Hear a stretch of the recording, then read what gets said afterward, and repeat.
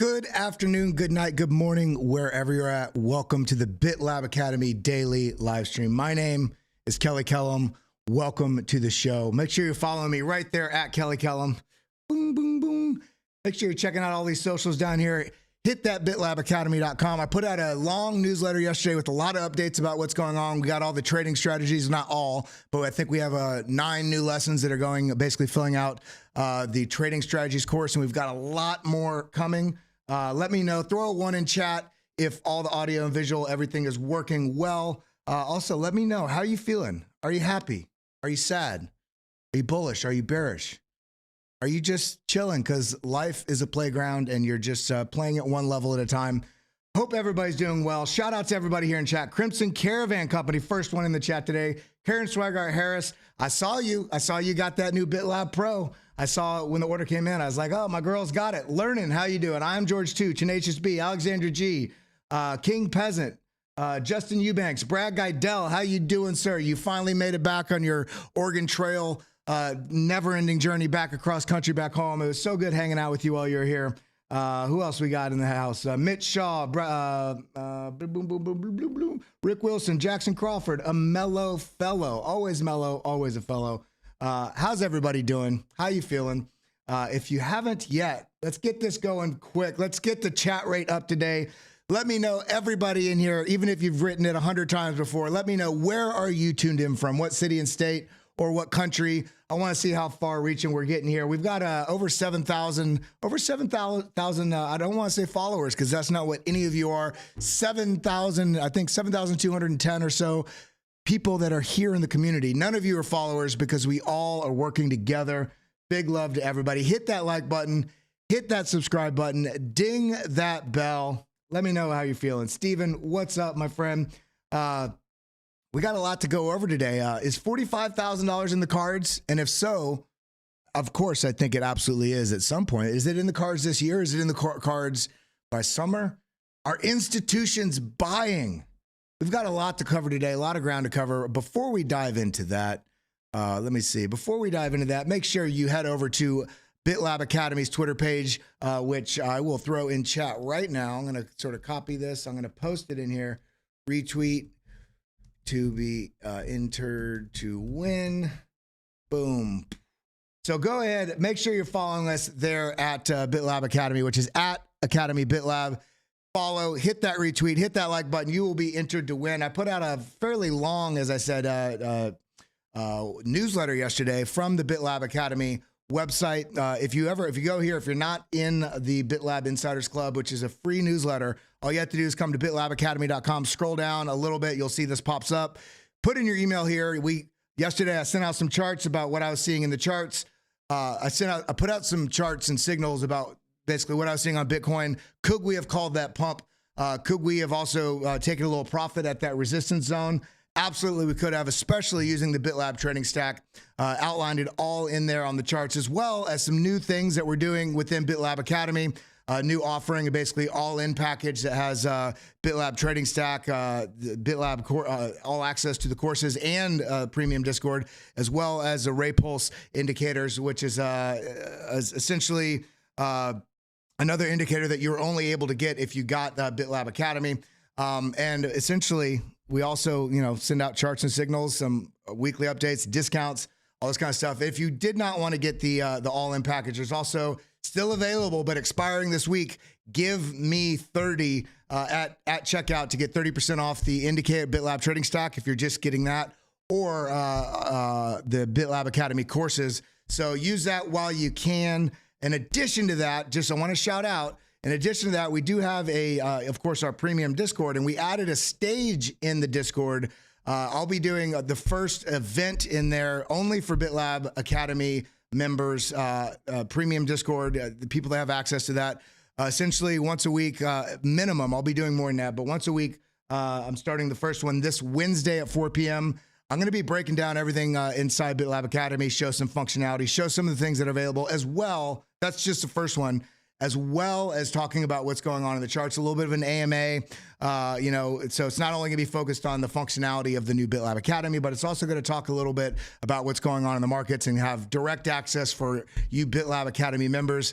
with us here on the team. And we have some of our mods as well, Alex Green, unforgettable name, and some other folks that are, not only Academy alumni, but also smart, know what's going on, and just engaging, brilliant people. We're going to be giving them access to run the stages as well. So throughout the week, we're going to have multiple times that people can come together as a community, only the paying members, to get some direct alpha and share with each other and learn from each other. That's going to be in the BitLab Academy Discord.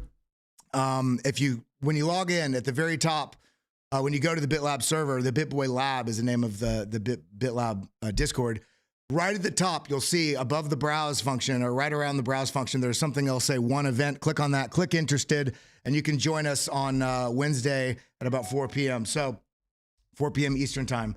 Now, with that being said, make sure you come over to my page here as well. Follow me at Kelly Kellam, which you can see is at KELOY, KELLAM. I only point this out because there's so many darn scammers out there, fake accounts. Make sure you're following this exact one, not Kelly.Kellam, not Kelly Kellham, not Kelly Kellman _ Kelly Kellam. That's exactly as it is. I only have one account.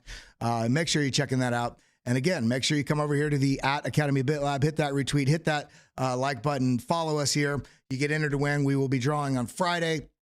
And with that being said, it is Tuesday, May 30th, 2020. I almost said 2029, 2023. We are living in the future. I will also be doing a Spaces later on this evening with Gareth Soloway and some other people through their platform. So make sure you check that out. You'll be able to find information on that following me at my Twitter, at Kelly Kellam. And of course, I'll be doing my regularly scheduled Crypto Answered on Thursday. So we got it all out of the way. We got all the info and everything out of the way. So are you bullish? Are you bearish? What should we be looking at? Well, let's go ahead and break down some of these things. Let's first take a look at Bitcoin. I'm gonna do my best throughout these shows. I'm growing. I'm trying to make sure that I keep you all engaged. I love seeing you all asking questions. If you have any super chats or anything, it's obviously a great support to the channel. I very much appreciate it. So if you have anything absolutely you want answered, or something you specifically want to look at, feel free to throw in a super chat. I will.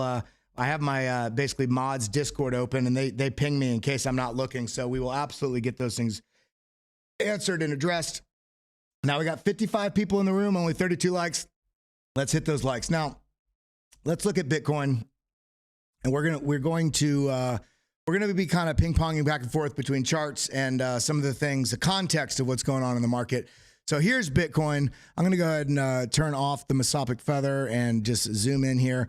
Now on the newsletter yesterday, I put out a chart, both the 3-day and the 4-hour, and I just want to point this out again. Let me go ahead and delete. This is some of the stuff from the chart, from the newsletter.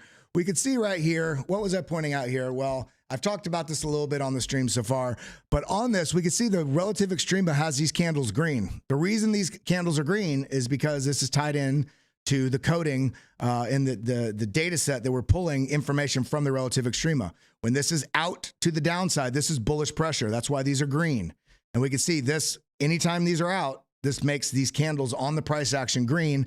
And what this is signaling, this does not mean buy. What this is signaling is this is not very healthy move to the downside. Start looking for other signals that we can identify when there is a likely irreversible brewing. So this is showing this is unhealthy, and so we're looking for stuff. Now, just bouncing right on the support line, we're not getting all the signals. We can tell that because we don't have bullish divergence on the hidden volume. We don't have a blue wave down here. But as we progress through, we dip down into this box that we had outlined. Outlined, which is right here in this sort of 25.9 sort of range. And we dipped right into this range. We got this was a leading signal here, the relative extrema, telling you to look for other signals. Let me turn on my AirPods. I just realized my computer is dinging and not my AirPods. There we go. Again, let me know, make sure that if there's ever any issue with any audio or visual, please let me know, because I am a one-man show. I don't have another producer here, and so I want to make sure. All right. Matt C is in the house. How you doing, my friend? I feel like I haven't seen you in here in a while. I hope everything's well. Big love to you and your wife out there in Cali. So coming back here, we have the leading signal being the relative extrema. We came down into a zone that we were already looking at. So this was already telling us a reversal may be brewing sometime soon. And then we come down into the box that we were looking for, this target. Now, and this is also the previous low right here. We kind of bounced right at this zone, and we got the bullish divergence on the hidden volume, and we got the blue signal. So boom, boom, boom. And then we got the 2 bullish divergences. This was the clearest signal. This was absolutely clear signal on the 3-day that, this was leading. And then this was the full trigger with the 1, the 1 being the relative extreme for us to look, the 2 being coming into our target zone, the 3 being the bullish divergences, the 4 being the hidden volume bullish divergence, more volume coming in at this zone. And then we get the undervalued sort of marker here on the significant movement where this flashes blue, meaning undervalued, meaning likely local trend sort of bottom, likely bounce in play. And we get all the signals here. And this moved up right into, let me go ahead and delete that arrow, right into this known level of likely resistance, which is this falling channel overhead resistance right here. Now, coming into the 4-hour, we can see, let me go ahead and delete this. Coming into the 4-hour, what I outlined, and I've talked about this is a previous, the most local previous high. This is pushing up. We're getting some of these pink candles along the way, suggesting that the relative extrema, or actually stating that the relative extrema without even looking at it. You see, I can have it minimized. We can see these pink candles, which says the relative extrema is flashing. This is unhealthy move to the upside. And this can happen in strong trends. And this pushes all the way up until this zone. Now, if we kind of come out of this and we look at this, we're getting this overheated zone here on significant movement, which started flashing here, right? So we have the relative extrema showing unhealthy movement to the upside.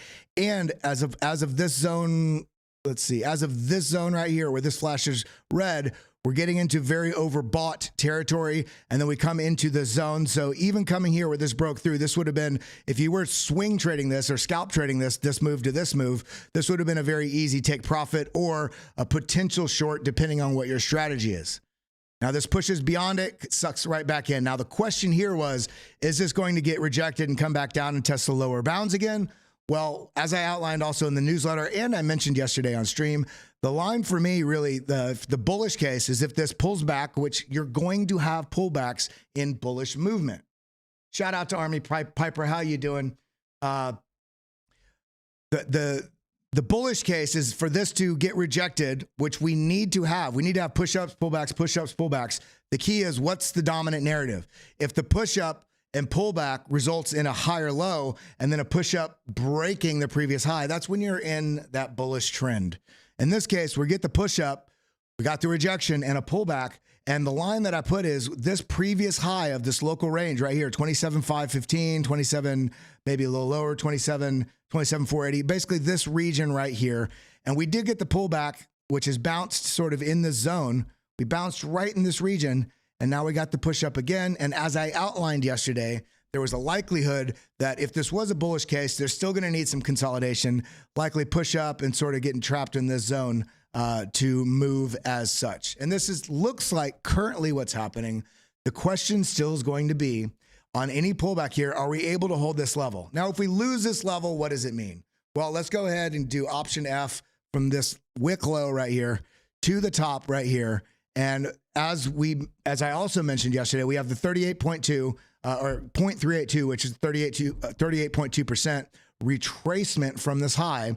If we hold in this zone, which is also perfectly in line where this previous high is, this is very bullish. This is a healthy pullback, push up. If we consolidate in this region and then break out, excellent. If we lose this, is it the end of the world? No, because we could technically, I mean, we really could break all the way down, and we can see this is kind of the next high of this move right here. Not only is it the previous high on this way up, this is also the 618, the golden pocket right here. We can see these two lines. So if this breaks down into this zone and bounces strongly off this, still bullish. So we have a couple different paths here, but things are looking healthy. We're coming into the end of the month. What does this mean? Well, let's look at the monthly chart.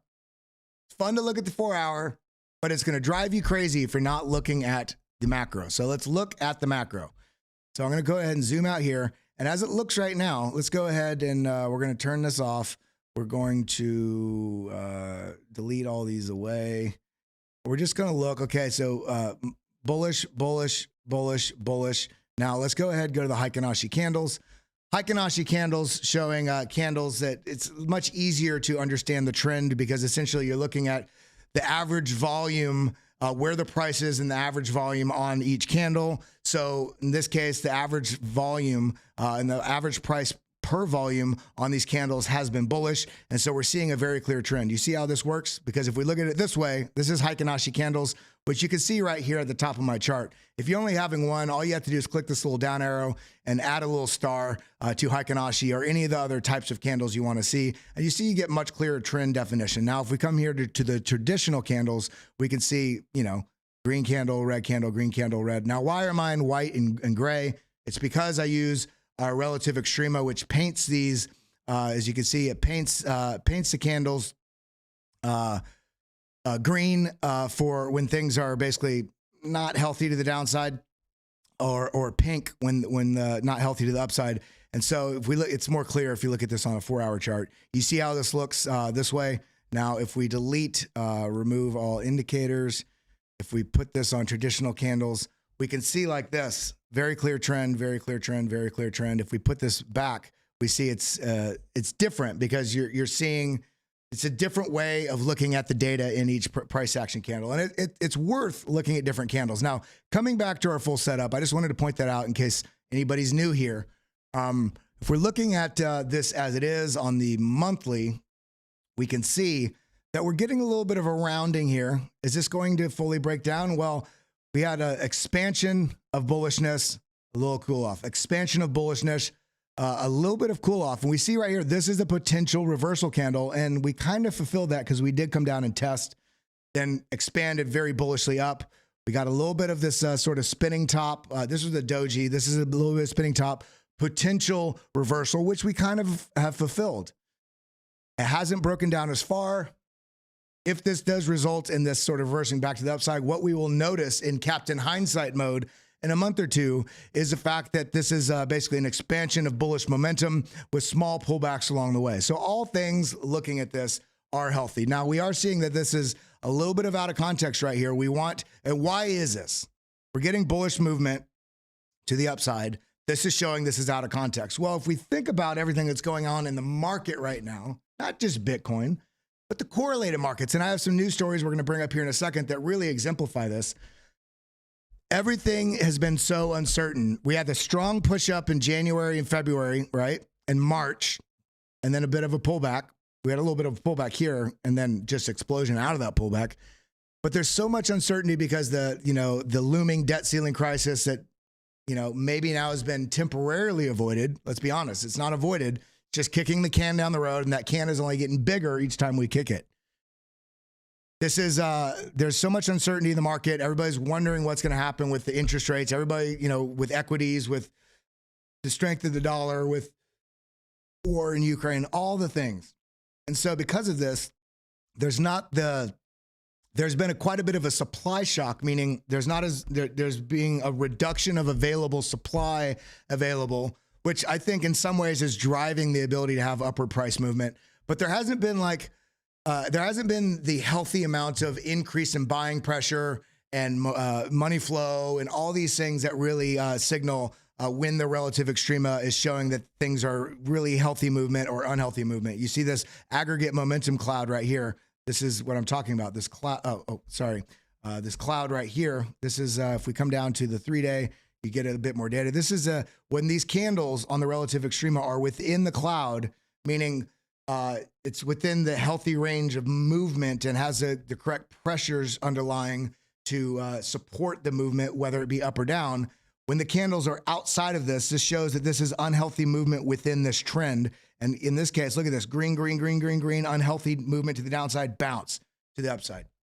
Now, what's going on here? Well, we're going to talk about that, and we are going to look at some of the things. The title of this video, Bitcoin institutions buying. Are there signals that 45K could be next? Well, let's talk about that.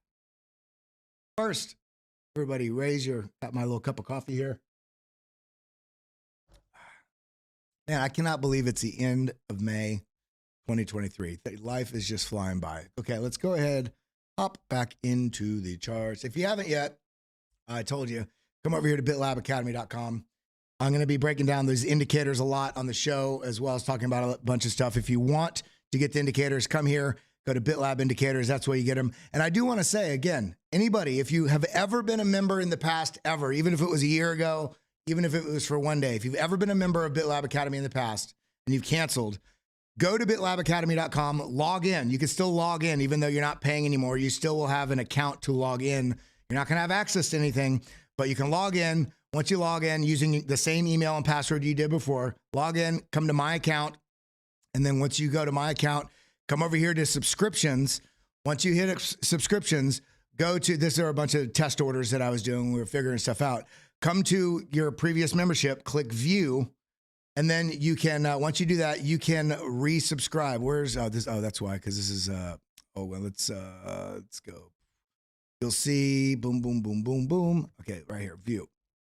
You can see right here, you can resubscribe. And when you resubscribe, anybody that has been a member in the past, when we had the $29.99 membership, you can go in to your account, subscriptions, the subscription, hit view, and then hit resubscribe, and you will still be locked. You'll still basically be able to lock in the old legacy, basically you're grandfathered in with that lower pricing. I just wanted to shout that out. Anybody that is interested, if you're not a member, come to BitLab Academy. On the top right, you'll see enroll now, enroll, and you'll have the two options. The free option, which is just the Bitcoin 101, Blockchain 101, and some of the very beginner-friendly stuff. If you want full access to the courses, on the right side, the blue, wait, let me see. On the right side, there's an access. I want all access membership. Sign in there. Now, let's go ahead and go through some of these. I just want to shout out here. If you're watching anywhere else, hit network anywhere, you can see, come here to youtube.com/@BitLab Academy. We're at 7,210-ish community members. Come give that a follow and go through these daily alpha crypto trading resources. There's a lot of great stuff here. Now, what do I want to do? So, here we go. JP Morgan's bold forecast: institutional investors dump $3 trillion in gold, propelling Bitcoin to 45,000 by year's end. This is interesting that JP Morgan is having these conversations about people, the potentiality of people really flooding into Bitcoin. Are they getting a lot of broad exposure to Bitcoin and trying to now push people's awareness of Bitcoin and softening all the negative things they said? Who knows? But this is bullish if this does happen. Now, we can see here, JP Morgan's analysts suggest that Bitcoin could experience another 75% surge. However, to achieve this, Bitcoin needs to gain recognition as a similar investment tool to gold, a view long advocated by Bitcoin maximalists. Well, what are they saying here? What does this mean? There's been a long time narrative early on that has kind of been lost in the fold a little bit, that Bitcoin is a digital gold. It's a store of value. Of course, this narrative is shifting winds a little bit now as we're getting BRC20 and ordinals and all these other things. But the truth of the programmatic nature of the beauty of Bitcoin and what it can do, what it does do, why Michael Saylor invests every dollar he can scrape together into it, why they have over 140,000, he says he'll never sell, why countries and institutions should have exposure to Bitcoin at some level, even if it's 1%, is because of the value proposition of the supply and demand dynamics of Bitcoin as compared to any other asset in the history of the world. Bitcoin is a superior asset to anything that has ever existed. Fixed inflation that is programmed in, that reduces by half every 210,000 blocks, aka 4-year cycle, the mining rewards, because we do still have inflation in Bitcoin. Right now it's at 6.25 Bitcoin per block. In March-ish of 2024, that mining reward will cut that in half. The mining reward will be cut in half, which is on schedule, what we do every 4 years, every 210,000 blocks more specifically. And that reduces the amount of inflation. So, and not only do we have that, think about this. It's not only the program nature of the miner's reward getting cut in half every 210,000 blocks. It's also the fact that people are growing more and more mature in how they're understanding the use case, the incredible value of Bitcoin as projected in the future because of this understood and the transparent fixed supply and demand dynamic. Now, the demand is going to come in over time. Can we guarantee it? Absolutely not. Is it, if we look at the statistics of the growth and adoption rates, and, even though the U.S. is faltering right now, does this mean every country is? No. There's a global trade war going on right now. Not only global trade war, there is a technology war going on right now globally that is tied in with AI, that's tied in with blockchain, that's tied in with who can have the superior ecosystem to participate in. And in order to even be a part of that discussion, countries, institutions, individuals are being forced to adapt or fall away. Being able to integrate as a person, you don't need to go and design things with AI, but I guarantee you in 5 years, if you don't have a basic understanding of how to interact with AI to essentially drive efficiency in whatever it is you do, whether you're farming, whether you design products, whether you're coding, whether you're an online marketer, you're not going to be able to keep up if you don't understand how to integrate your process with AI. Same thing with countries. Same thing with Bitcoin and blockchain. If you're not utilizing the tools, the best tools of our time, you will be forgotten. And so the U.S. is being very slow to move on all this. But we're seeing also, if we think about the banks, the banking issues that we've had this year, let's be honest, for a long time, but this year with the cascading sort of major, some of the largest banking collapses in history, right? And people think about February and March. What was going on in February and March in Bitcoin? February and March, all the banks collapsing. Let's look at February and March. So this is January, February, March. January, we get the strong pump. This was following the liquidity injection in China and the East. We had basically strong bullish divergence in early, what do we call it? We can actually look right here. Let's look at it specifically. Global liquidity. Here we go, global liquidity. Let's look at this. Here's a global liquidity. Here's the FTX collapse right here. If we look at this, look at this sharp increase. The sharp increase is across here while price is flat on Bitcoin.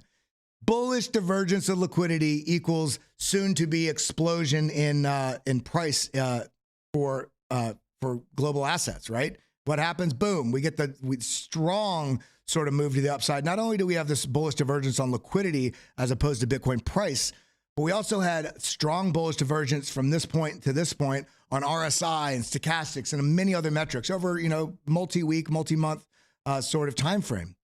So we had all of this was programmed in terms of the data that was available to everybody in the market.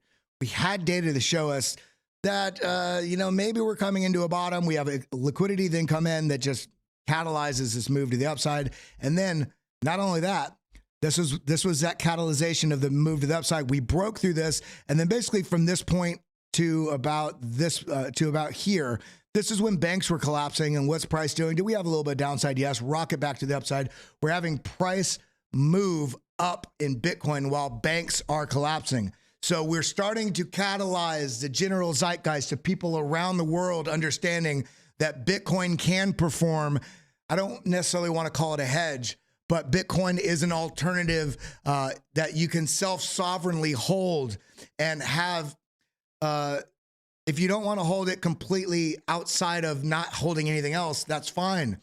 The majority of people, that's probably the wrong sort of risk exposure to take on. If you're 85, maybe now isn't the time to put in 100% of your capital into Bitcoin because it is still a risky asset. But I would argue, and this is not financial advice, this is an opinion that I think a thought experiment. It's silly not to have some exposure to the best performing asset that's the most transparent and programmably understood. Even if it's 2%, 5%, and institutions are starting to see that. So let's come back over here to this story. So investors currently hold around $3 trillion in gold for investment purposes outside of central banks. Okay. If Bitcoin can parallel this, it suggests a $45,000 price. This projection assumes that Bitcoin value will match that of gold in private investors' portfolios, either in terms of risk, capital, or volume. What are they saying here?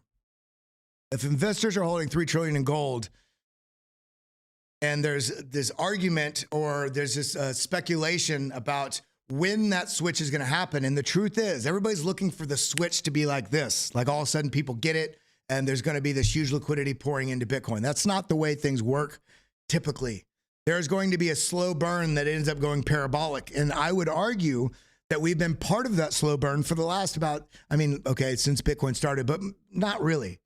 Because for a long while, it was basically just, this flat up and down awareness, and then lack of trust, and then lack of faith, and then absolute hopium, and then people get shattered. The first time people got completely, wiped out in one of the first bull markets into bear markets sell-off, that would be incredibly scary, because at that point, you don't know if it's ever going to come back. But now we've had multiple cycles, and we see a pattern in how things sell off and then rebound into incredible new all-time highs each cycle. If we look at this, we could see it.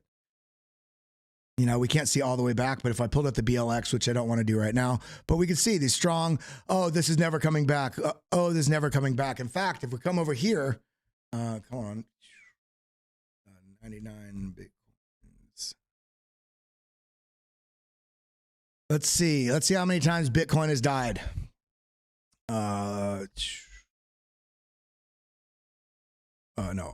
Here we go. Bitcoin has died. I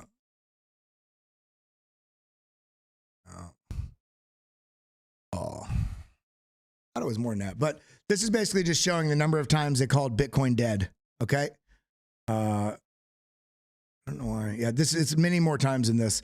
But we could see the point is, we don't need to follow news narratives to figure out what's going on with Bitcoin. What we need to do is look at the chart and see that we have these boom and bust cycles, boom and bust, long consolidation, because you have to kind of get that. So many people got shaken out here. This is what these bear markets are. Everybody getting shaken out, consolidation, push up, sell off, consolidation, push up, sell off, push up, sell off. And if we really zoom in on this was a bit of the consolidation here, likely trend cycle bottom, but then FTX collapsed. Would this have been the bottom if all of the negative information about FTX did not come out, about Sam Bankman-Fried? Let's be honest. If some people didn't blow the whistle, we likely would have moved back up. FTX would have been fine, but that would have perpetuated, that would have kicked a much bigger can down the road into the next cycle when the data did come out, and it would have been, 30s, 40s, 80s, $100 billion worth of damages, rather than near the end of a bear market that then, we get that final washout, consolidation, and push up. So things are okay in the market. The winds are shifting. Word up, D-Gens. What's up, Tyler Main? Matt B, what's up? Shout out to everybody in chat. Everybody hit that like button, hit that subscribe button, ding that bell if you hadn't, and make those emojis in the chat go wild. It always makes me laugh when I look over and there's a bunch of hearts, or the hundreds, or the party face, or whatever. It always tickles my fancy. The point here is the winds are starting to shift slowly but surely, and much like you see any parabola, you get that slow burn to the upside. So let's actually come back over here. I want to look at this right here. The end stage of the U.S. is basically here. Now, this may feel like it's a very doom and gloom sort of statement, but if we look at I don't want to say the rain, we can look at the timeline of any world reserve currency. It's usually, between 100 to 180 years, 100 and 140 years. And U.S. dollar is already basically coming up on that time frame. Does that mean it's going to switch immediately? No, I don't think it is. I think it's actually going to go longer this time. But everything going on here, we can see unlimited debt ceiling. This is, I can't see them reversing this after they put it into effect, because these people are addicted to spending money, government officials. Infinite amount of money to be printed, as there's no way out except for the money printer. But as doom and gloom as this may feel like, for those of you that are already involved with Bitcoin and Ethereum, and if you have any exposure to gold, silver, or platinum in your portfolio, hard assets and assets that we can see being valued into the future. Now, I would argue that Bitcoin and Ethereum are hard assets because of the nature of what they do, because of they're not exactly hard assets, but because of the transparency that you could see into the blockchains and you can see what's going on. I mean, let's actually come over here, looknode.com. Let's ETH burn. I mean, Ethereum is deflationary right now. Some would argue it has better tokenomics than Bitcoin at the moment. Will it always? We'll have to see, because this will kind of fluctuate based on what's going on with volume. But I don't see volume really particularly going down over time on Ethereum as more and more people adopt. But you never know, especially in an emerging asset class. So let's keep that in mind. Now, there's another thing I wanted to show here. We have to be prepared for everything. This is going to be a little bit funny, but chart screen share, I believe it is. If you haven't seen this, I just want you to be prepared, because we are looking at some contextual things. And we're going to be diving into the charts, doing a bunch of TA here in a little bit. So shout out to all the emojis in chat. Shout out to everybody being active in chat. Shout out to everybody just here and part of the community.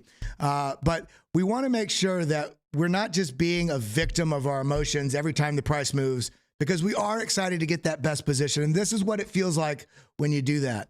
Let's go ahead and go like this. This is what it feels like.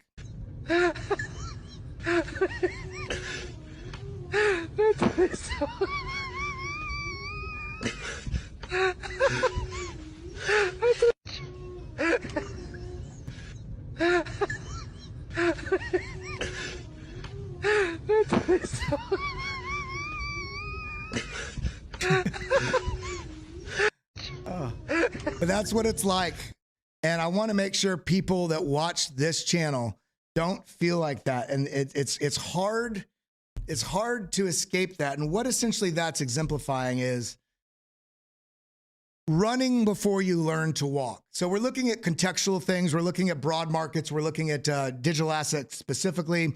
We're looking at Bitcoin. We also look at the S&P 500. I don't trade the S&P 500. I have it's a small allocation of my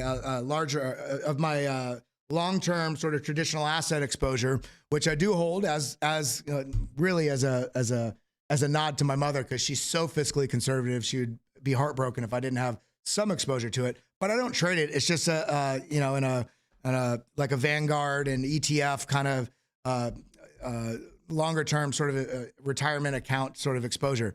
But people get excited about these digital assets and they see other people trading. You watch CryptoFace, you watch Frankie Candles, you watch me, you watch whoever, and you see them further along in their journey and you learn about bullish or bearish divergences and you see, okay, and you see the risk to reward tool and then you make trades and you wonder why it feels like, throw one in chat if you've ever felt this, please.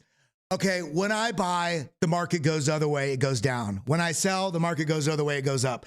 I have felt that. It has happened. It happens to people that are professional traders. The goal is not to catch every move perfectly. The goal is to understand the tools that are at your disposal.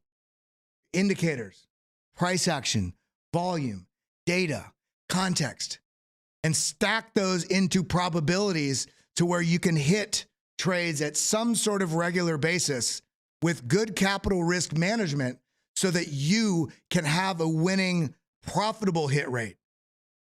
Crypto Burb. Let me see if I can pull him up real quick. Crypto Burb, who is, I mean, this guy makes more money. I mean, excellent trader. And I want you to just notice something here. I'm going to pull him up. Look at this. Opened a $530,000 Bitcoin yesterday. Whew. Now, I want you to see, where is his post? He just did it a second ago. It was a thread. Where is this thread? I just saw it this morning. It must have been newer. Let's see. Show and thread. Here we go. Is this the thread? Now, essentially what he was saying, I don't know where the thread was. I was just looking at it this morning. I wanted to show you all. Is this it? Yeah, this is it. So, where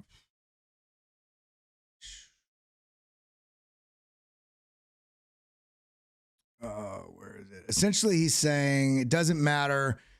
This trade may go against the direction that he wants, but it's not that you don't care, but you have a strategy in place.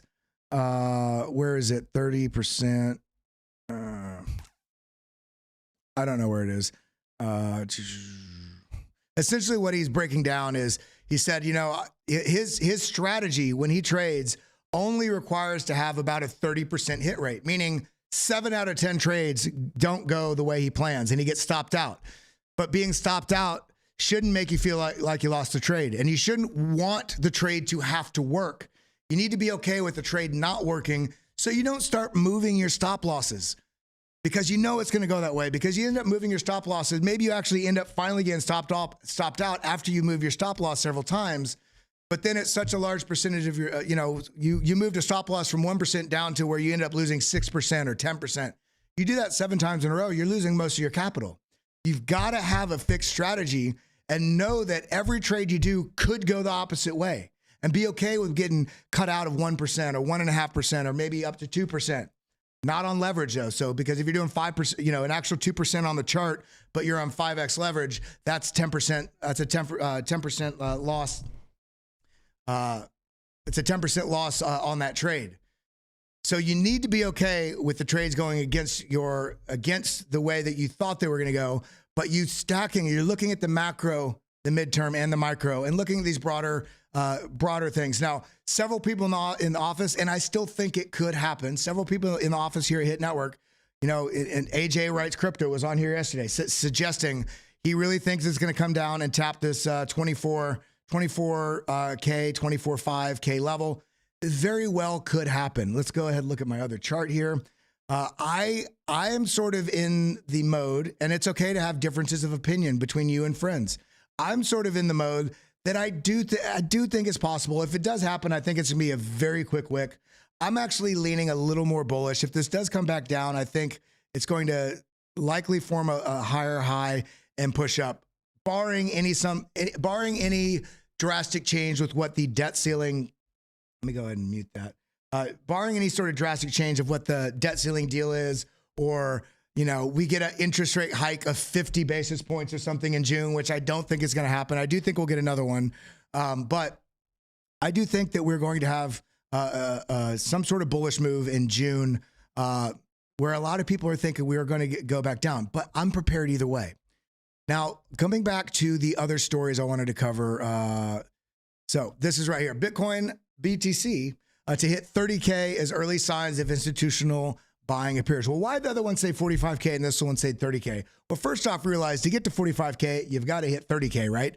And in reality, looking at this chart, look at this level. This is a 29.7. This is 3,400. So this is a range right here that they are talking about. And it's exactly what I agree with. This sort of range right here, which is basically testing the previous highs. Will we front run selling out and then break down, or will we come up here, test it, bounce down to this sort of zone, and then push to the upside? Well, what are they talking about here? Why are they saying this? And why did I title this video Bitcoin institutions buying Bitcoin? Well, the question is here: Bitcoin price prepares for major rally as institutional investors flock to, and this is a key thing right here, Bitcoin ETFs due to bullish crypto stocks amid debt ceiling deal. So what is this? And this points perfectly to why it is on this channel as almost entirely focused on the buying and selling of crypto and digital assets, long-term holding of digital assets. Why I look at the S&P 500, the dollar index, Dow Jones, and then there's many other coins that you can look at that let you know what the institutional and sort of broader retail in the traditional space psychological narrative is and sentiment is around Bitcoin, and that is this: multiple Bitcoin exchange traded funds, including ProShares, which I own some of this. Valkyrie Bitcoin strategy jumped 5% in pre-market hours on Tuesday. Now let's remember this right here: 5%. The significant rise in Bitcoin ETFs prices generally indicates institutional buying. Okay, this is a key thing right here. Institutional investors are onboarding Bitcoin ETFs in anticipation of upcoming rally in Bitcoin price. Now, so here we go. Early signs of Bitcoin institutional buying were recorded after several weeks of outflows in March. The year started with institutional investors, miners, retail investors jumping into buy Bitcoin and other cryptocurrency. However, The Bitcoin price rally faded due to regulatory challenges, lawsuits, and macro factors. So this gives us an indication also, it's not only because of this, it's also because when Bitcoin goes up, you got to test a little bit of the resolve of the bulls and the bears. Yeah, I got the hiccups every time I do the stream in the morning. You test the resolve of the bulls or the bears, especially when there's a changing of trend. When you go up, you have to have that pullback. Remember, I'm gonna go back and forth between this stuff all the time. What I'm talking about here is this. This is a bull trend. A bull trend doesn't just go up. The trend line smoothed out does, right? Where you're finding resistance, finding support. But what happens is you have a push up. Okay, some people take profits because they're scared, comes down. And then the question, if you're in a bull trend, is do the bulls defend a higher low? Push up. Okay, some people taking some profit. Do the bulls defend a higher low? Do the bulls defend a higher low? Do the bulls defend a higher low? Now we're getting a weakening of momentum. Now here, we're selling off with around the same high. Do the bulls defend a higher low? No, we're in the start of a bearish trend. Lower high as well. Excuse me. So that's what we want to pay attention to, as well as a context in the market. So where are we at here? Okay. Now let's scroll down here. There was, during the pre-market hours of May 30th, which is today, Bitcoin Pro Shares, Bitcoin Strategy ETF, that's far too many words. Bitcoin Pro Shares, Bitcoin Strategy ETF. Okay, BITO.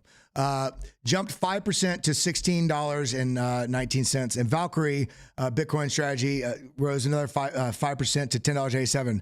Now, at the same time here, we can see, where is it at? Bitcoin price has jumped 2% in the last 24 hours.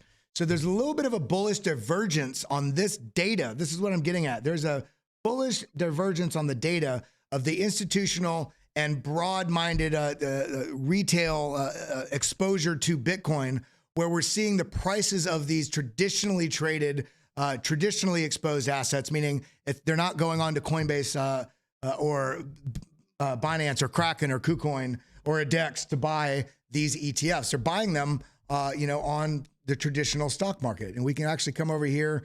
Let's go to Trad. We could see here. Let's leave. On the trad markets, if we come down here, let's go to BITO.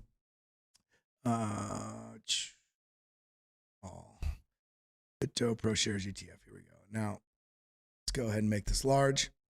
Now, we can see here, I'm actually going to mute this, make this large. We can see here that this is, look how similar this trades to Bitcoin. Now, what I want you to notice here is, as it compared to Bitcoin, if we were looking at this and then coming over here and looking at Bitcoin, what time frame is this on? 4 hour. Okay, let's go to 4 hour, and I want you just to look at this. Double click.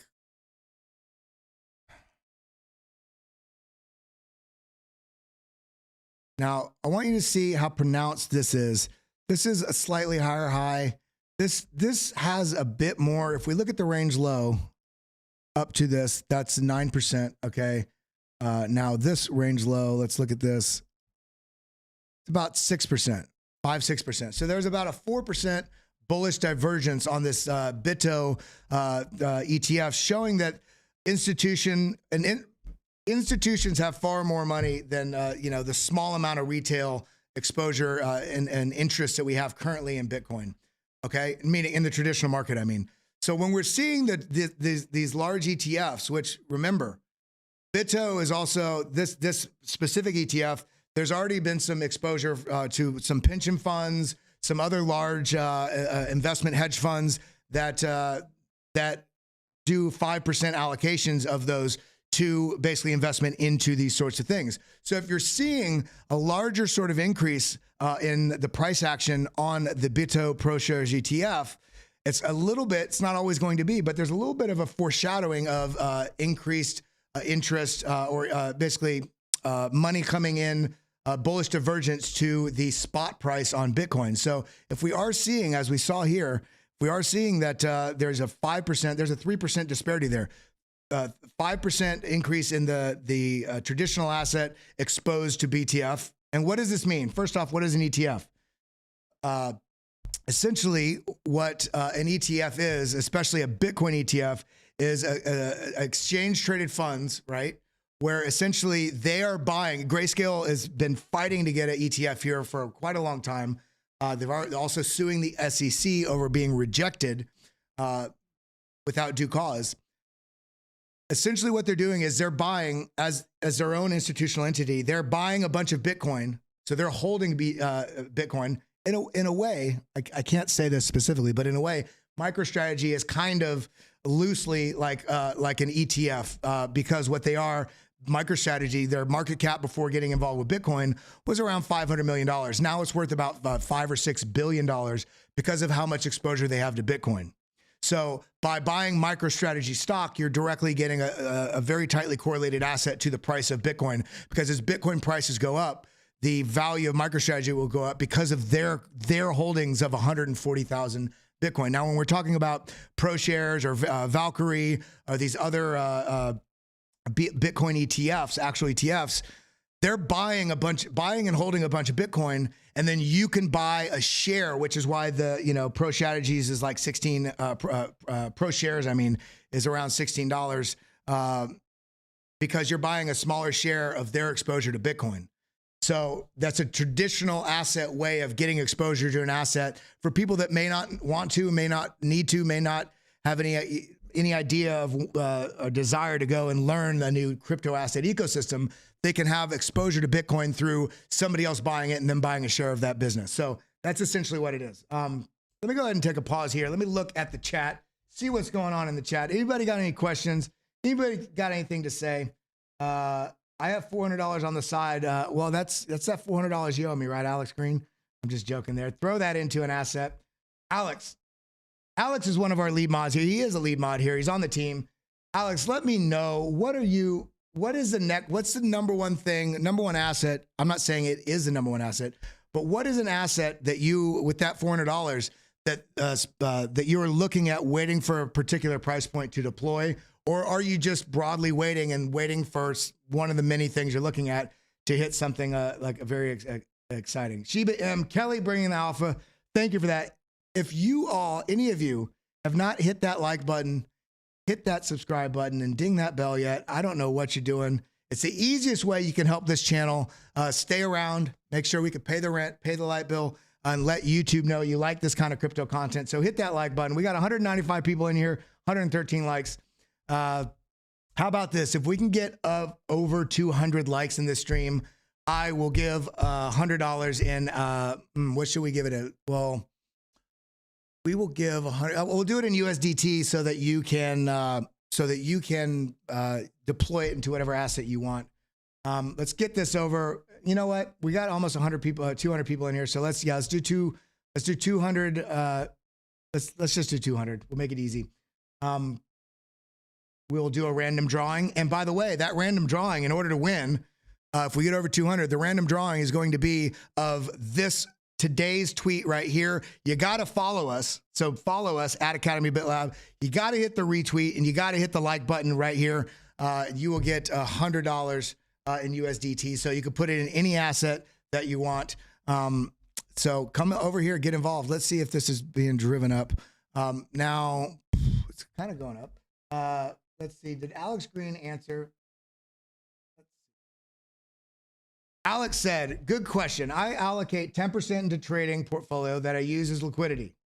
I then allocate a mix of Algo, ADA, ETH, and Cartesi. Keep buying Cartesi and Algo as they are on fire sale. So are you saying from that $400, you're splitting it between Algo, ETH, and ADA, or are you waiting for any of them to hit that right zone for you to buy? But he brings up a great point, and I just want to re-mention this to everybody here in the room. You've got to remember, this is one of the biggest downfalls I had early on in my trading career. I was trading what I thought, first off, I lacked humility, but I was trading. Remember, everybody, come here and retweet this, hit this like button. I'm going to take this off the screen. I'm going to go full screen so you can see my beautiful face. By the way, if you guys go to hitmerch.com, check out, search for BitLab. You can find these shirts. The mods, by the way, I just found out all the mods.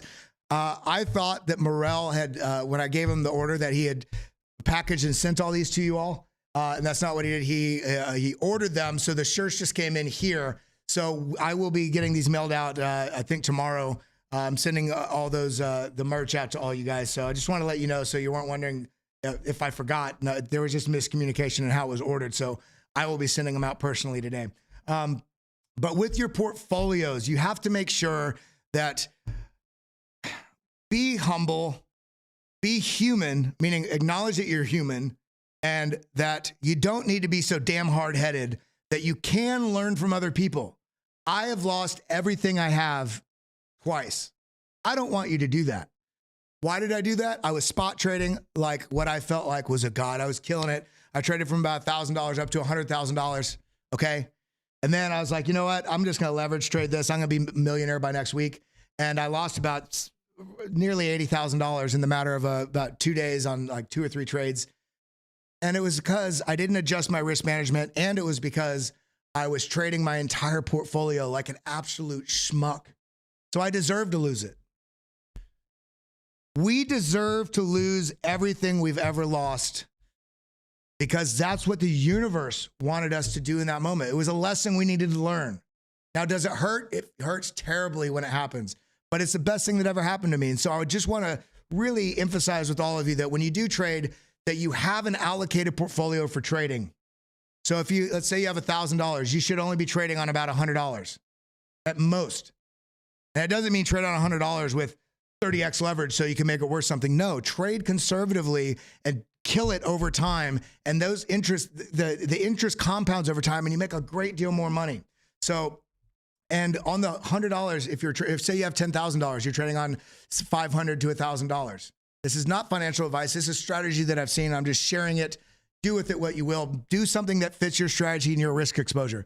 But if you're trading on $10,000, for example, and you have $10,000, sorry, in your entire portfolio. Say you're trading on $700. Each trade you make, when you are taking profits, which you have to take profits to be profitable. This is why you have the long-term HODL portfolio and the short-term trading portfolio, the smaller allocated short-term trading portfolio. You allocate each time you take profit. Say you do a 45% profit on a trade. And say you're doing a $300 trade, you made 45% profit. Then you're taking, you have to set this up yourself. A percentage of those profits goes immediately into your long-term HODL portfolio. A percentage of those profits stays in your trading portfolio. And you have basically liquid part of that portfolio that at any point you need to take a fun trip with your wife. You need to buy a birthday gift. You need to also allow yourself, this is human, you need to allow yourself to have access to some of those funds. So you can utilize the skills that you're learning and the time you're putting in and effort that you're putting into being in the charts and trading. If you're actively trading, that is, by the way, not all of you need to actively trade. But if you're actively trading, then you need to pay yourself and pull some fruits from your labor while also reallocating stuff back to your HODL portfolio. So your life goes up as your longer term portfolio goes up over time. It becomes much easier to not burn out if you do it that way. That's just not any financial advice. It's just something I noticed within myself. So I will share that with you all. Also, make sure you pull profits from your trades and allocate them into your, see, Alex said the same thing. Shout out to everybody. Now let's go ahead and get back into some of this stuff that we got here. Boom, boom, boom. Boom, boom, boom, boom. I can't sing the rest because I'll get demonetized. So we'll take a look at optimism today. So optimism investor whale moves 2.6 million optimism ahead of unlock. This is something everybody needs to pay attention to is unlocks in the altcoins that you hold. What are unlocks? Unlocks are coins that are allocated to certain early investors, certain team members, the development team, and they're locked in smart contracts for some set period of time, and it's different for each coin. That helps people see on a map when there's going to be different allocations, and sometimes it's millions, sometimes it's billions. It depends on the number of circulated token supply, and you can see when there's going to be, large unlocks, and it doesn't necessarily mean coins will get dumped on the market, but there's a strong possibility, especially if someone's been holding for a year or 2 years or multiple months. It's good to understand the roadmap of the coins you're on. So we're going to look at optimism to kind of look at that. Now, there's something else I want to see here. I agree with this. Robert F. Kennedy criticizes SEC's approach to crypto regulation, calls for change. I say hallelujah this evening. I agree with that. There was something else I wanted to show there, but let's dive into some charts. Throw one in chat if you're liking this sort of, rather than just doing all the TA at the end and then, you know, different rants.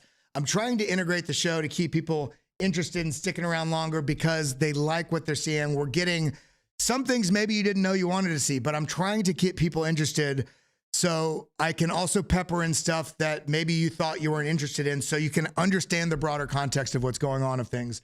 So shout out to everybody in chat for sticking around.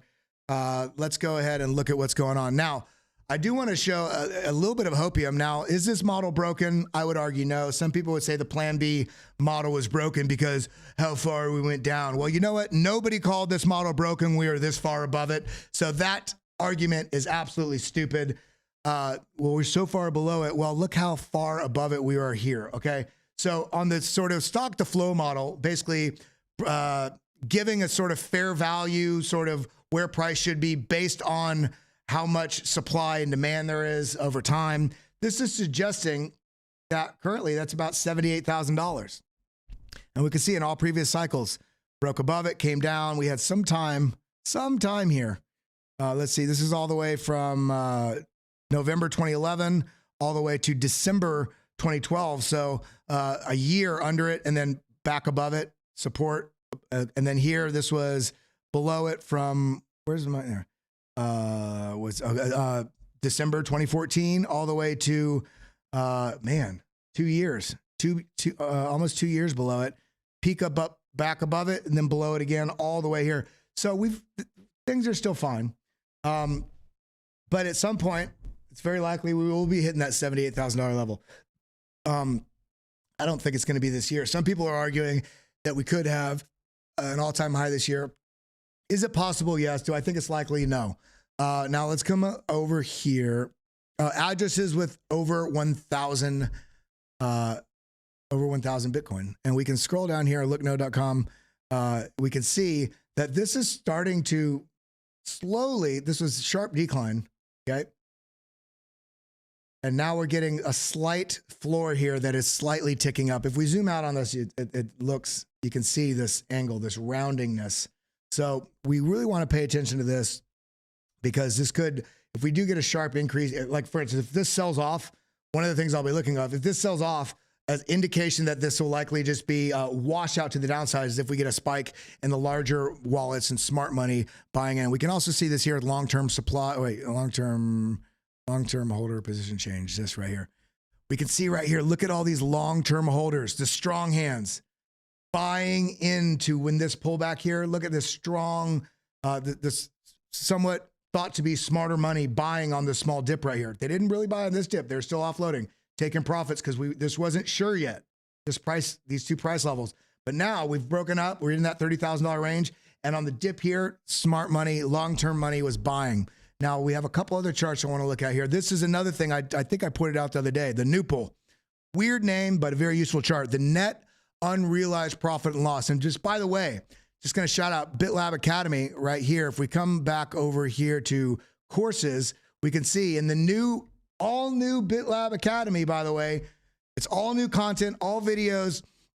There's quizzes, there's all this, but we have a full on-chain analysis course here that's going to be all these courses. We're going to have new lessons, and we're actually adding a bunch of stuff to, it's not on here right now because we're in the process of updating all the trading strategies course. But this on-chain data analysis, I think there's 19 or 20 lessons in here breaking down how to understand how to read on-chain data and use it to understand behaviors in markets and where is a good place to buy and where is a bad place to buy. So you're not a hype cycle buyer. What do I mean by that? I mean this right here. You don't want to be somebody that's a hype cycle buyer buying up here because you can use on-chain data to show you smart money's taking profit here. This is a dumb area to buy. All of us have been dumb. Let's not be dumb in the future. That's the goal here. Smart money buying, this is when retail is scared. How do we know there's a good spot? Well, we can look at the on-chain data. We can look, I mean, specifically, we can come to, let's see, market valuation. Here we go. We can see just by, let's turn off all of these. Boom, boom, boom, boom, boom, boom, boom, boom. Got it. Now, we can look right here. When price comes down below the long-term holder and the short-term holder realized price, it's already below it here. We know we're in a downtrend. So now we want to see, once we get below the long-term holder realized price, this zone right here, perfect. If you really want to be a great DCAer, DCA into a stable coin account. For instance, if you take profit at any point up here, wait. You can also even wait till you come below, break below short-term holder realized price. Continue to DCA into a stablecoin account, so you're not still allocating savings, and you're allocating into a stablecoin account until all of a sudden the price is down below this long-term holder realized price. We can see same right here, excellent. Same right here. It didn't get below it until after the FTX collapse. If you've been DCAing into a stablecoin account, meaning you're not losing value on your assets. And you've sold out, you've taken profit into these zones, and then you deploy all that, you start DCAing that over the course of, let's say you give yourself a 6 week or 2 month horizon once you're below the long-term holder realized price. So you're getting the average price on all these small little movements once you're under the long-term holder realized price, and you're just deploying at these levels. Then you get to take advantage of deploying it all rather than DCAing on the way down, DCAing it once you're into this clear zone of excellent price action based on, good, healthy buy and sell levels. Now, where did that Nupal go? Where did that Nupal go? Here we go. So we can see the net unrealized profit and loss. What I was pointing out the other day is we dipped way down here into basically a lot of people being in loss, right? Now we're pushing back up and we get in this orange zone. We push up into the yellow and everybody wants it just to go up, up, up and away, and it doesn't. It reverses and comes back down. Could we have predicted that? Well, let's look here. This is pre-halving pump right here, basically 3,500 up to 13,800 or so. But we push up and we do get a little bit of a test down into the orange.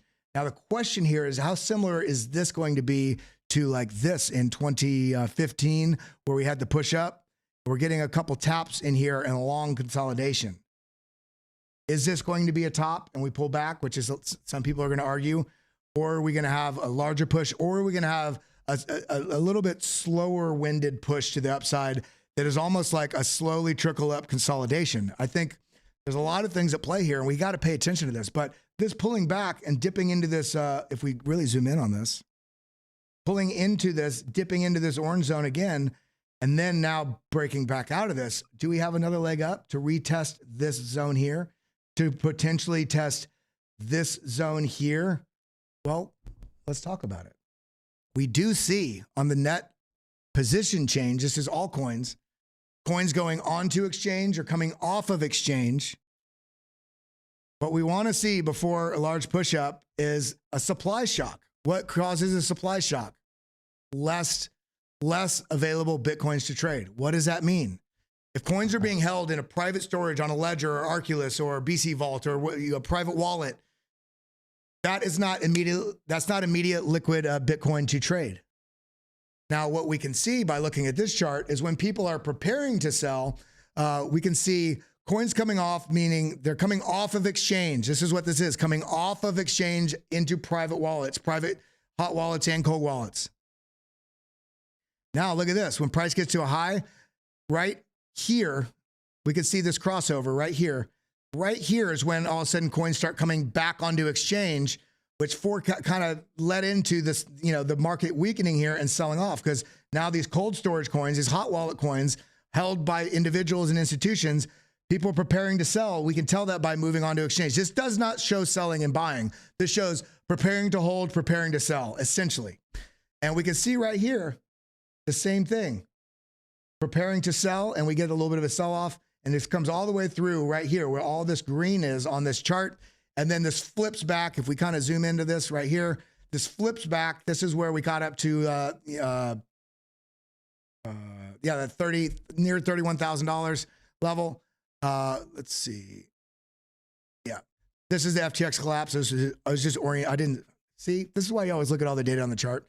I zoomed in so quick. I'm moving so fast. I could have just looked at the bottom. FTX collapse. This was the push up, pullback, push up to about that near $31,000 level. Pullback, you see right here, small pullback, and then immediate, a lot of coins back on exchange, and we get a sell off. Now, we're getting, as this has drawn down, coins coming off of exchange. Also, we saw a lot of the long-term holders supply increasing. What am I talking about? Tie it back in. It was right here. Long-term holder position change. This is different from the net position change for exchanges. This is supply held by long-term holders. You notice something? Look, selling. This is selling. Their supply is being reduced. They're selling into the strength of a bull trend. Most people enter crypto because they're hearing about it so much on the news, and the friend got rich, and they end up buying up here. What's smart money doing? Look at this. Reducing supply, selling into all these retail, I'm not going to use the word. We're all dumb at some point, but we all have the ability to grow and learn. And that's why we're all here together. So buying into weakness. Everybody got scared here. A little bit of a reduction of supply, a lot of choppiness. Now increasing. Oh, sorry about that. We see again right here, a lot of increase in supply through all of this. Dominant. See, there's a lot more green than red. Also much higher, meaning a lot more supply increase than selling through here for long-term holders. And then as soon as, look at this, as soon as we break previous all-time high, which is right here, look at where we're at on this. This is when people are putting their coins on exchange. It doesn't mean they're immediately taking profit, but they're putting their coins on exchange and slowly getting out, reducing their supply. Actually, I just tripped myself up. I will re-clarify. This is actually not just, this is not exchange. This is them actually reducing supply. So they're reducing supply, meaning taking profits into all of this. And the price is going up because there's a lot more retail coming in, buying those small amounts. And, you know, it's a retail hype buyers. And because they're retail hype buyers, they don't have long-term vision now. And I've said this before, they are weak hands and they sell at all this small little volatility. This is why you're getting less momentum to the upside, which each one of these, then you get the lower high right here. For anybody that didn't know if they should take profit, when you're rounding top, this is a rounding top, and then you get a lower low and a lower high right here. This was an excellent, absolute excellent last sort of late to the party profit taking because smart money takes profit somewhere along here, but this was holding on very riskily because could get that collapse. And we see that. And then look at this drop. What? Long-term money, smart money is buying the drop. Price goes up. So we need to pay attention to these things. What was I going to say? Well, first off, let's go ahead and mute this. And midstream, everybody, do your stretch. My back gets so sore doing the stream because I have to sit down and it's in a very uncomfortable chair. Stretch it out. Oh, you got to take care of yourself. Got to take care of your bodies. All right, we got 200 people in the room, 156 likes. What are you doing? Hit that like button, hit that subscribe button, ding that bell. Now let's do some TA. Doing some turbo TA, baby. Let's come to which chart am I on? Yeah, okay. So let's turn on market intelligence. Let's turn off the pivot points. Now, there we go.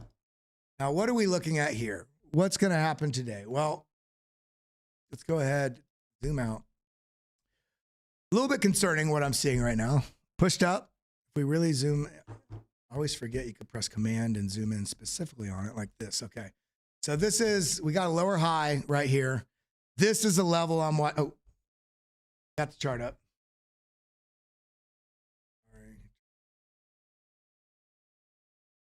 All right. Here we go.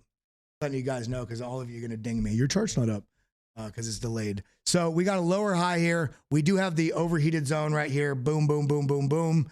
And we had a bearish divergence on volume, which kind of front ran this sort of pullback right here. I'm watching this level. If we lose this, this is the region I'm watching. If we lose this level, the main, really level I'm watching is this zone down here. But for the bulls, the bullish case in the short term, in the next couple of days, if we lose this level, the bears are somewhat in control of this narrative because we are having lower highs.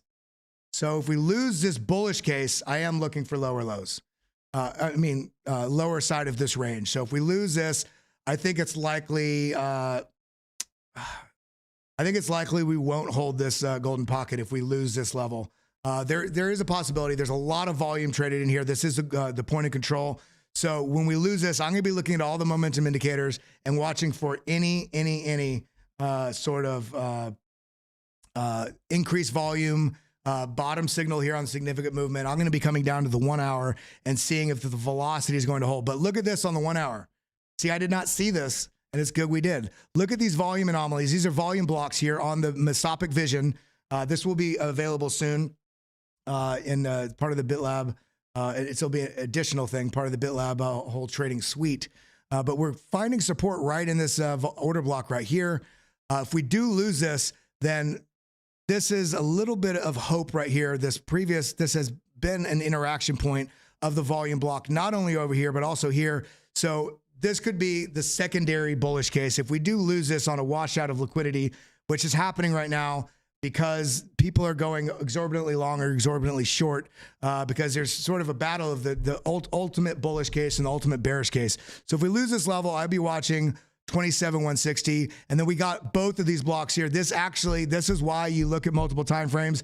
I'm nullifying my statement from before. This gives me more confidence in the golden pocket zone that I was saying. I think if we lose this, we may go all the way through it, because look at how much of these basically interest we have in these order blocks at these levels, 1, 2, 3, and the golden pocket, the zone. So if this does come down here and there's any sort of strong bullish divergences on the market intelligence, as well as hidden volume and the blue wave down here forming, strong case for a buy for it to come back to the upside. Now, let's go ahead. I want to look at Ethereum. We did not look at Ethereum yesterday. So let's look at Ethereum. Looks kind of similar to Bitcoin at this sort of level, also with the order blocks. So if we go auto, go option F, we're going volume first. Okay, so if we lose this level, this kind of looks option T. I like having... Yeah, maybe. Yeah, so we got, see, resistance, resistance, resistance, support, support. If this loses this level here, which is, if we kind of put it, where's our flag? Let me post that flag. All right, so about 1888, 1885. If we lose this level, I think we're going to come down and test. This is also not only this previous high, is also order block right here at the 1850s. If we lose this level, look at the multiple order blocks and the golden pocket right here, 1820. This is the bullish case. These two, basically, the most bullish case, 1885. Bounce here, go up.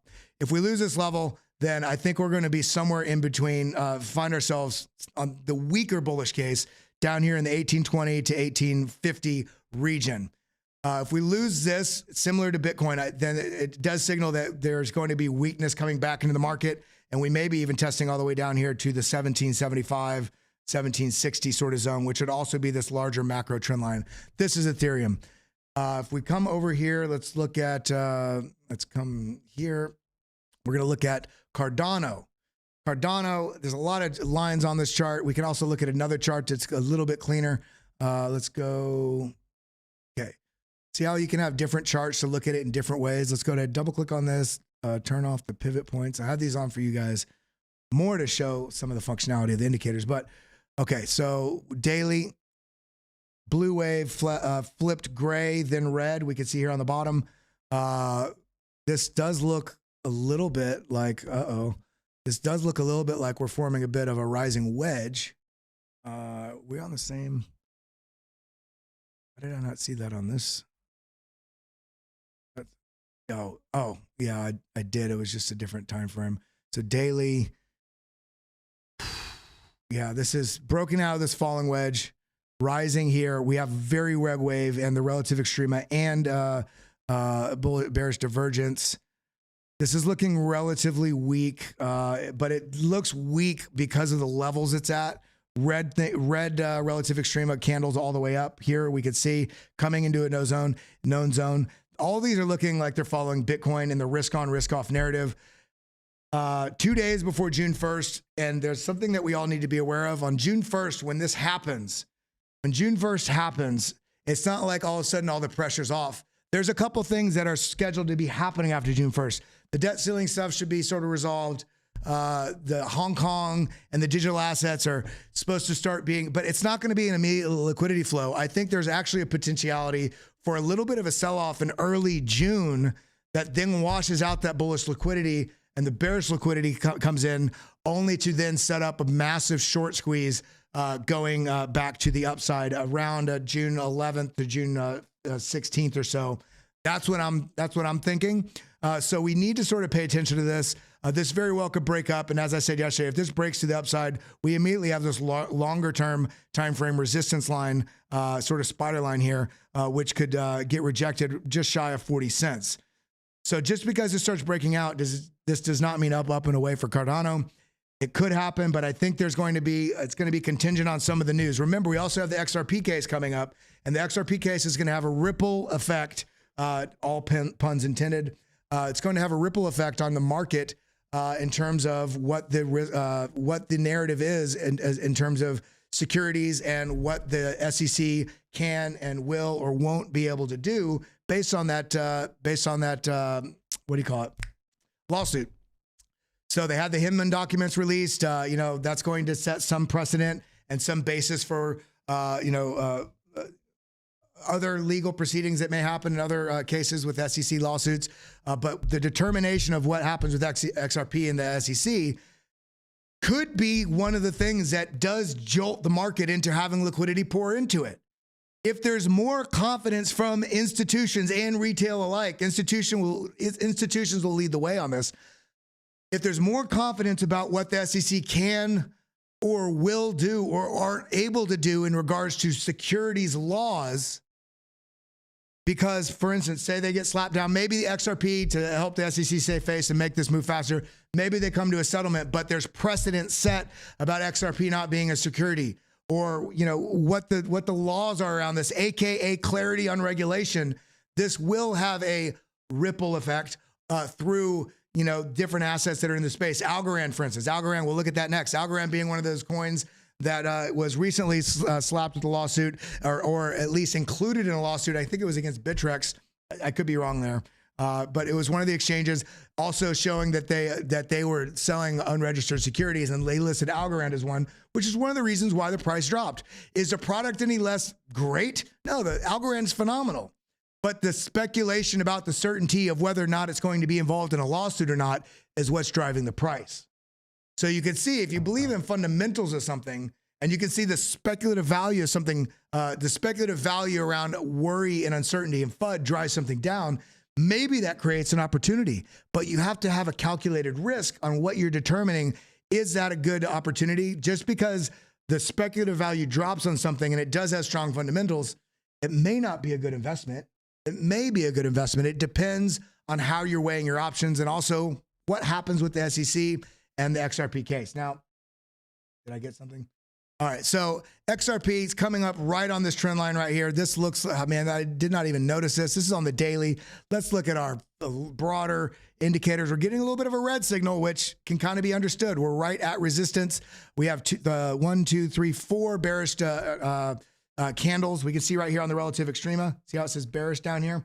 And it's because these are out. These are there's not necessary support for these. Now, if this does get pushed a little further, what will happen is there is going to be more interest, because if this gets pushed a little bit further and we break through some leverage shorts and basically break some levels that people are waiting, especially if we come up here and break this high, I think there's going to be a flood of liquidity coming back into XRP. So pay attention to that. Now, looking at this level though, if this very well could get rejected, let's go down to the 4 hour. If this comes back and bounces on this, that would be excellent. If we do lose this level, come down, I'd be looking right down, not too far down, 47 cents. If we lose this, let's see. Yeah, if we lose, this region here, 47 to 46 cents. If we lose this level, we may be coming back down to this 44 cent level. But I'm leaning a little bit consolidation the next 2 days or so, 2-3 days. And then we'll see if we're going to get that early June pullback or if liquidity is going to pour in. Now let's look at Algorand. Where is Algo? Here it is. So Let's take a look. It's in a book. It's reading rainbow. All righty. We got 219 people in the room, 170 likes. Remember, if we got that up to 200 likes, I'm giving away $100. And all you have to do to be entered to win that $100 is come to this link right here. I'll post it in chat right now. It's also, I didn't pin it to the tweet earlier. I'll pin this, retweet this pinned tweet, pin message, retweet this and hit the like button. You have to do both. You'll get entered to win $100. If we hit 100 likes on this video, get involved, hit that like button, hit that subscribe, join us. Now let's go ahead and look at where we at. Algorand. See, we've just been dropping so much so that I'm going to make this, I'm not going to ignore it, but I'm going to make this less bright and a thinner line. So it's not something that I'm looking as a macro. I'm also going to make it a dotted line. So I see that it was there. You could probably barely see it, and that's okay because I feel like this is not as relevant now. Option T on Mac or Alt T on PC gives you the ability to immediately do a trend line, so you don't have to go to the toolbar. Just so you know, line. Let's go full bright. Let's go a little bit darker. Okay, now this is looking more like a falling wedge than actually that descending triangle. What is happening? I'm gonna delete that. Option T. Now come here. Let's see if we can find some confluence. A little loose, but yeah. Oh.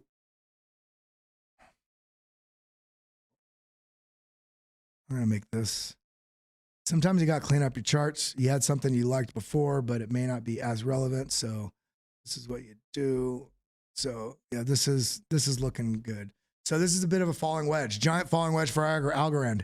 This is nice. This is nice and sexy for potential price action because this is just getting better and better prices to the downside.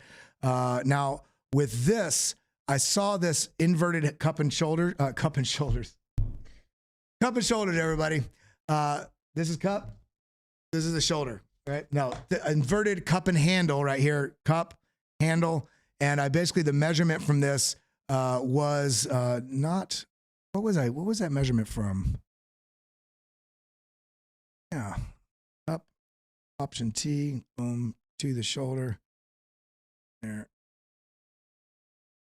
Now look at this. So this measurement is essentially the projected target from what this cup and handle breakdown, and we've gotten a lot of the way there. Are we going to get all the way down there? We'll see. But we're seeing that we also have these.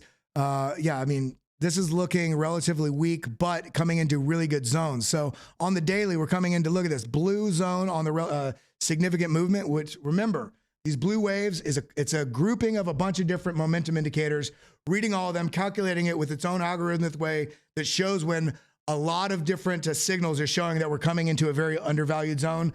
The red wave showing when things are going very overbought. So very underbought, very overbought. So we're seeing this on the daily coming into a blue zone.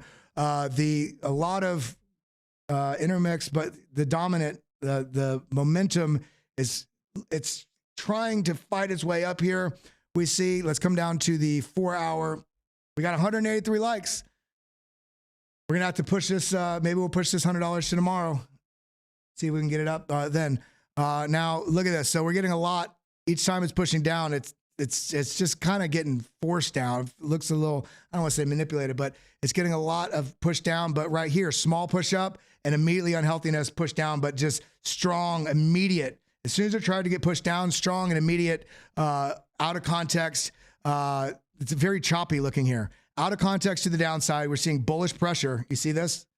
But we're getting bearish divergence on the volume, and we were overheated, but is now flipped neutral. So this is actually leaning towards more bullishness because this bearish divergence on the volume did not get utilized. And we're on this is a 4 hour time frame. On the 4 hour time frame, we see we are getting a higher low. But if you look at things on all different angles, we can also see we've got a bit of a rising channel here, which gives me a little bit of concern because this very well could be.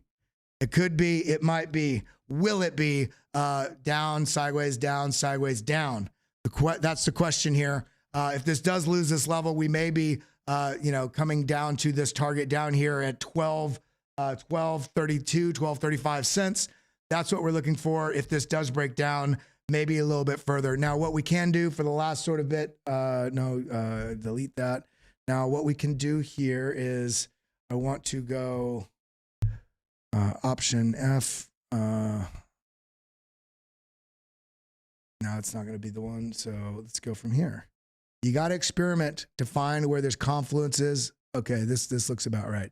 So you see right here. So this is a target. I just did basically a fib from this low to this high. And what it does, I have my fib extensions on, which means I go in here and I add some of the, so 3.382. I also have a 1.382, which is an extension, and a 1.618, which is an extension. And we can see based on this level, from here to here, this fib extension would have predicted that likely some interaction at the one. This is your previous low, but also you may be coming down, if we lose this, down to the 1.382. What did? We bounced right here, came up, got rejected below the previous high, and now we're coming down. Is this going to front run? Is this going to be the bottom here at the 1.618? So I would say the next target down is about 1422 on algo. If we do find support down here and bounce back up, then we can revisit what's happening there.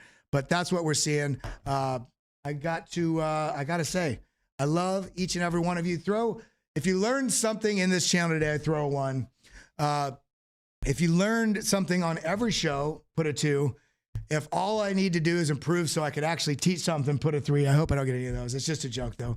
My main goal here is to share, break down charts, but also throw the rope back for beginners. If you are a beginner, let us know in chat. We have a community. Get involved with the Discord. There's a free area in there too. I'm making it my mission, actually, starting today, to get involved with the Discord on a daily basis. So get involved. And then also there's the premium Discord that's part of the BitLab Academy membership. So get involved with that. When you go into the BitBoy Discord, right at the very top of the left nav bar, there's an event thing there. Click on the event, click interested. You're going to get notified when we go live. And again, if you are, I just want to re-shout out the new BitLab Academy. If you have ever been a member before and canceled, go in. You can still log in. You might not have a membership. Log in on the bitlabacademy.com. Go to my account. Go to subscriptions. Go to your old subscription. Press view. You can still resubscribe at the grandfathered in price of that lower level, because we want to make sure anybody that was a member before still has access to that, because you were around before we had the older content. And now we have so much better content. We want to make sure you get involved with that. And if you want the all-in package, all you got to do is I will put the link right here, right now. I'm going to put it in the. I will put this. Where is it at? If you want the all-in package, I will put it in right in the chat right now. The all-in under $100 package. Sign it. You can basically add that. If you have recently paid for your membership, like say you just signed up 2 days ago, or you signed up a month ago, or whenever you got paid, anybody that's currently a member, you're going to get 50% off your first month. So it basically takes into account that you may have already paid this month's $37, or so you get 50% off. So it allocates that, because it changes what your billing date is to today, but then you'll be billed regularly going on whatever day you sign up forward. If you are signing up new, then you're just getting the it'll be $97 a month. You get this trading stack, you get the BitLab courses, and all courses. Access to the premium Discord, and you get the Ray Pulse indicator. And that's basically a discount of, it's like a 25% discount or something of what it would be if you paid for all of those individually. So that's why we wanted to do that. Big love to all of you. Appreciate you. I love you. That's all I got. See you over on BitBoy. Adios. Over and out. Adios, muchachos. Thank you for coming. Thank you for always tuning in. Adios, muchachos. Thank you for being here. Hope to see you again, my friend. Hit that like button, subscribe, ding that bell. I'll see you around, sucker.